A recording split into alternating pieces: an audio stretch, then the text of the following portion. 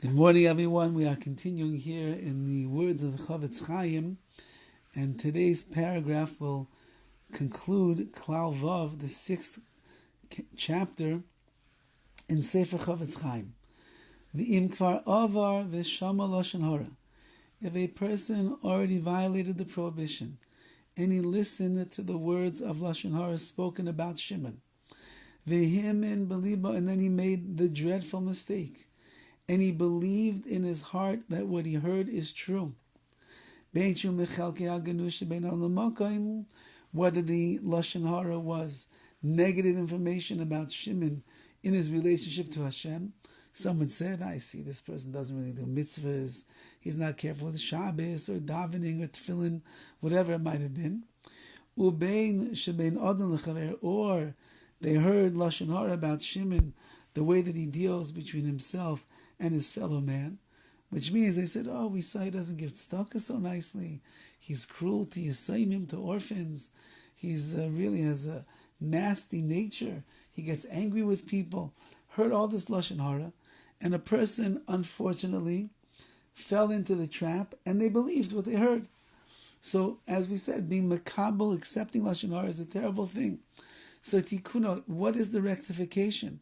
How does this listener now do tshuva to rectify his mistake? Number one, she is chazek la'itzi advar miliba shelo aminam. First of all, he has to muster up all of his strength and work very hard to pull out and remove from his heart all the information that he heard, the negative Lashon HaRa, and he has to shaloi la'aminai, he has to stop believing in those words. He was makabel it, he accepted it, he believed it, now I'm getting it out of my heart. I don't believe it anymore. How can I believe Lashon HaRa about another Yid? V'yikabel al atzmai al abba, and furthermore, he has to accept upon himself for the future. Shaloi lekabel oid Lashon HaRa al adam Yisrael. I will never accept the words of Lashon HaRa about another Yid, about another Jew from our nation. I won't. I learned my lesson. It's a terrible thing to hear Lashon HaRa and to accept Lashon HaRa and to believe Lashon HaRa. I can't do it anymore, and therefore I'm accepting on myself not to accept Lashon HaRa about another Jew ever again. V'yizvada al zeh, and he should also confess the sins that he did. You're confessing to the Ribono Shel Olam. You don't have to confess to the person. You're confessing to HaKadosh Baruch Hu. That's vidui. I'm sorry, Hashem, that I did such a thing. I never should have done that before. In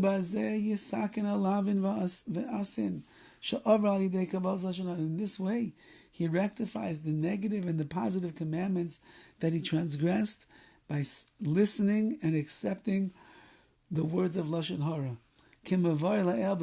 Like we explained much earlier in the Sefer, that's as long as you did not tell over the words of Lashon HaRa to anyone else.